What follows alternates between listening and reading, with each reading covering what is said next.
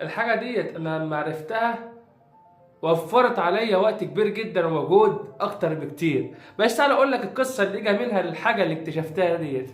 انا في مرة كنت قاعد في سيكشن معين، فالدكتور بتقول لي فشلت في تحضير تجربة، فرحت للدكتور قالت لي انت فاشل، انت ما انتش نافع. قلت لها يا دكتور انا مش نافع بنفس النبرة كده. قالت لي اه. قلت لها بس يا دكتور انا مش مذاكر. قالت لي ما مش قصة كده، انت ما انتش نافع. قلت لها انا تمام. قلت ساكت كده خلاص، ما عدتش اتكلمت.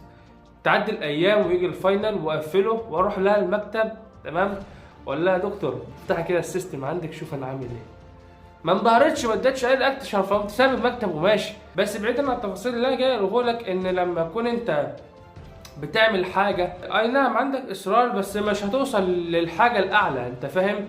يعني مثلا انت لو عندك مثلا ماده معينه مصر انك تنجح فيها، هتنجح فيها وهتجيب درجه كويسه، بس مش هتجيب الدرجه الاعلى. لما قعدت كده قلت طب ازاي قفلت الماده دي رغم ان الوان بتاعها ما كنتش مقفله، رغم ان المذاكره هي واحد.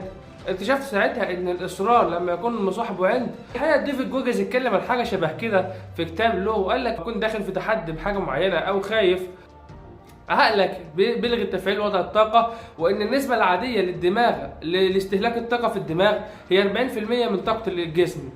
لكن في وقت الحاجات الحرجه، او في وقت لما تكون انت متعصب في تحدي، بتبقى النسبه بتتقلب، بيبقى 60% شغاله و40% اللي مركونه.